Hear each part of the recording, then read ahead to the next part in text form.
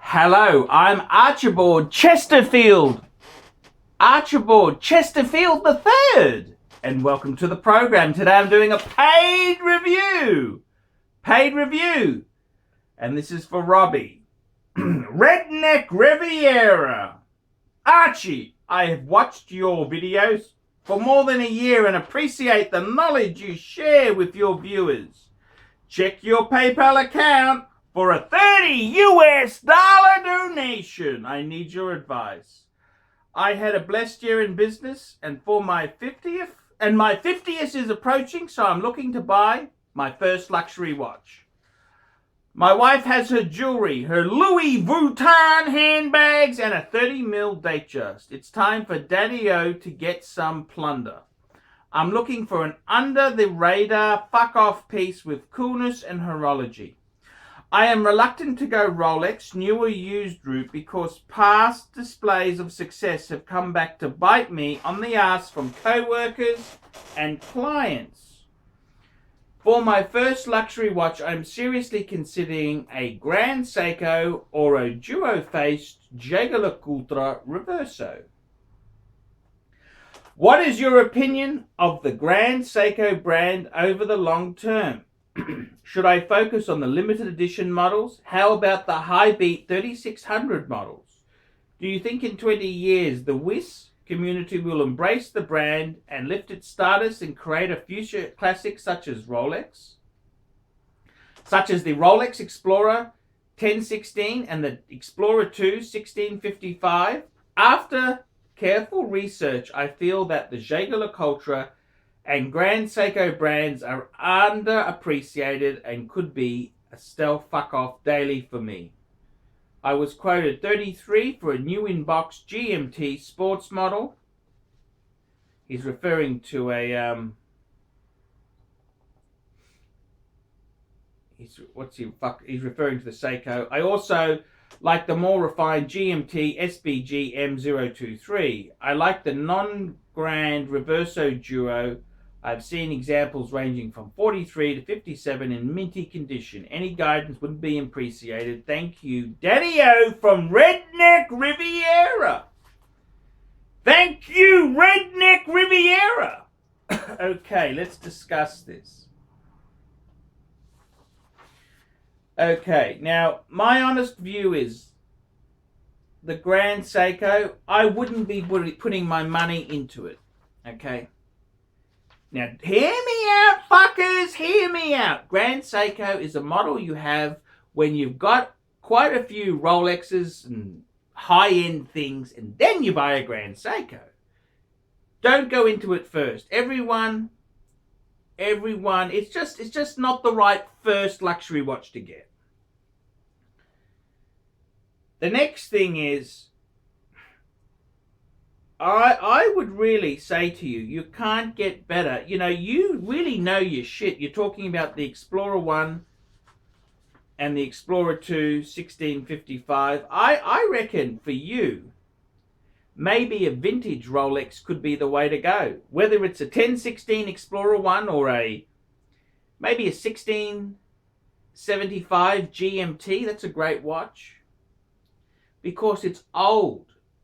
See, the Explorers, you got a big triangle at the 12 position. You don't have that tacky cornet, the Rolex cornet there.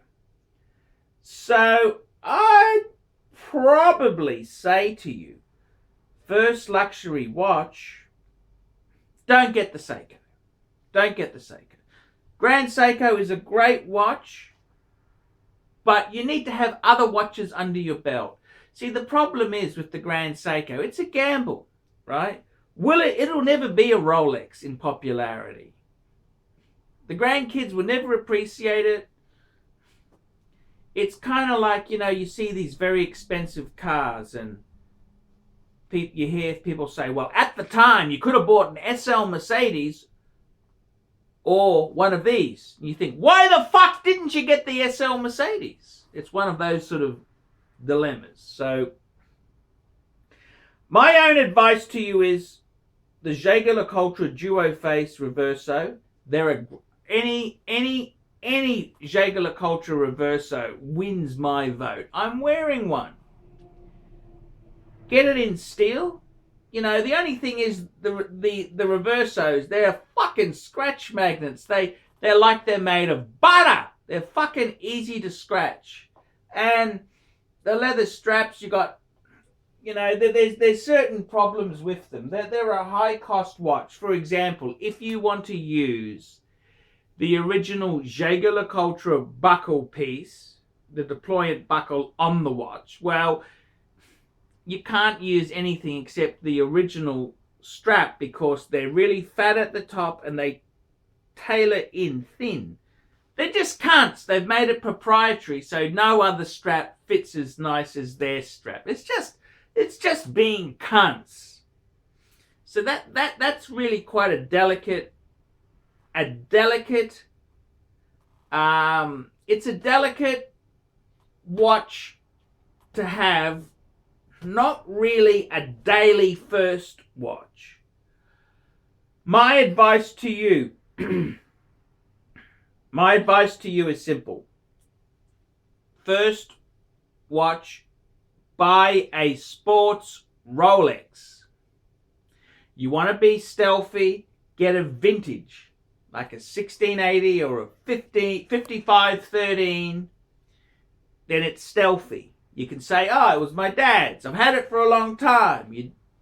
It's old. It's not a new one. Oh, they were affordable then. You could just spin that shit. I'd be getting sports Rolex. If you don't want Rolex, because you just don't want Rolex, what about an Omega? Speedmaster, man on the moon. Man on the moon.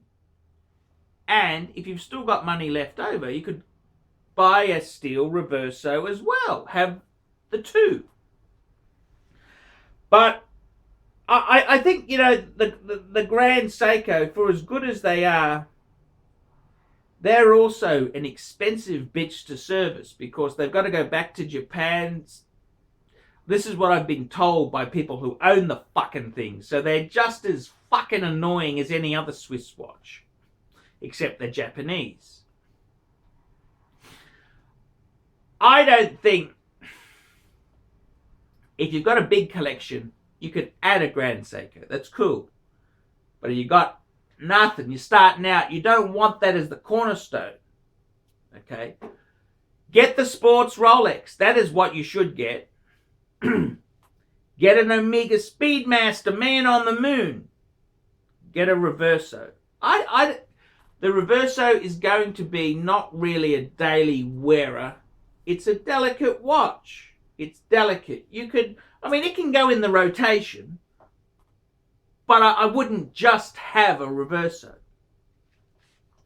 So my advice is sports Rolex. If you can't do sports Rolex, Omega Speedmaster, man on the moon. And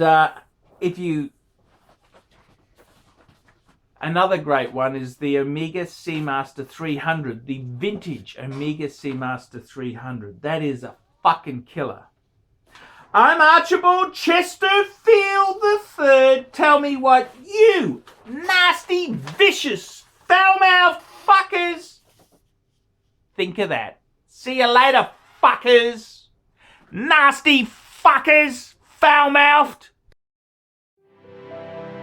We specialize in the repair of Rolex and Patek Philippe watches.